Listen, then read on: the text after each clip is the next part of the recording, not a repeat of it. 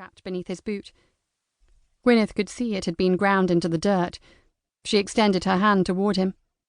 "That is mine, I believe." He gave it a cursory glance. "This had better not be a love letter from some secret admirer." "'Tis no such thing." She snatched it out of his hand and shoved it into her pocket with the other letter. With her secret safely tucked away again, she felt a bit of confidence return. "But on the slim chance that 'twas a note from some gentleman, I cannot see why you should object, Captain Pennington." "I believe I have every right to object to a child receiving that kind of attention from some rogue." "Child, did you say?" she cried, trying to sound indignant, but fighting back her smile. "I'll have you know I am 17, on the verge of turning 18. And just because you no longer come round to Barnsford or Greenbrae Hall, that doesn't mean that life has ceased to move ahead. People do age, Captain, and mature, and make their own lives." The sun was sinking steadily in the western sky, and Barnsford, its majestic walls and towers a picture of gleaming gold and shadow, sat high on the hill behind him. David looked like a hero from one of her stories. He stood tall and straight. His jacket of crimson was brilliant in the setting sun, the colour set off by the gold trim, the white breeches and the black boots. He had a face more handsome than any she could ever invent or describe. His hair was so dark it was nearly black, tied back in a long queue with a black ribbon. He studied her closely, and Gwyneth felt her blush return, scorching her skin. "I can see that a few things have indeed changed." He sat down on the stone bench overlooking the river, and pulled her down beside him. "So tell me, my fiery-headed nymph, who is the scoundrel?" She laughed and shook her head. "There is no one." "You cannot fool me." He tugged not so gently on a wayward curl, making her yelp. "David!" she scolded.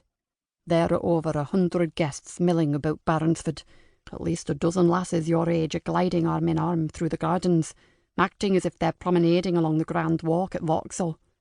Still, you leave that excitement and come all the way down here to the river. And why? To read some villain's letter." All Gwyneth could do was to shake her head. Their shoulders bumped together, and he leaned over to look at her.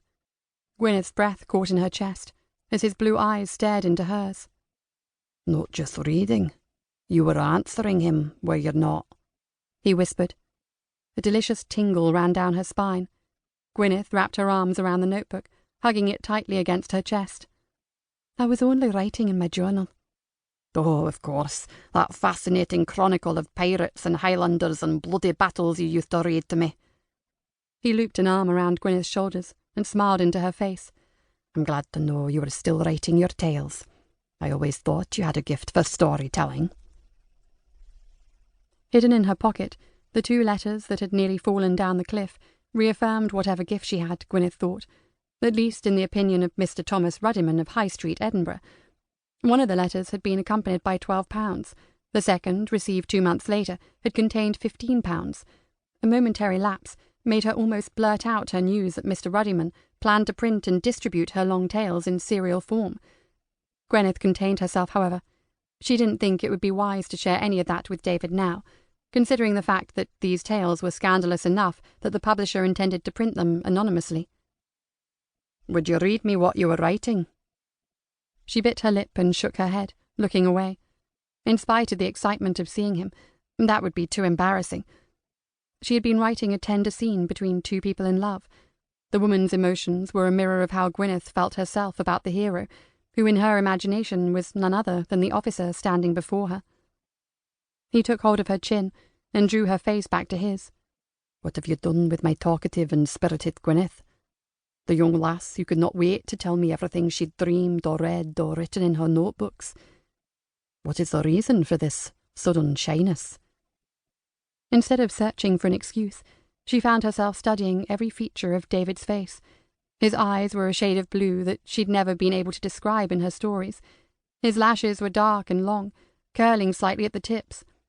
He had changed much this past year too. There was a weariness about him, creases at the corner of his eyes and a furrow in his brow that Gwyneth had not seen when he had stopped at Greenbrae Hall for just a single afternoon 13 months ago. David was no longer the tireless and carefree young man who rode between the 2 estates with Emma beside him. The thought made her shiver and tear her gaze away from his face.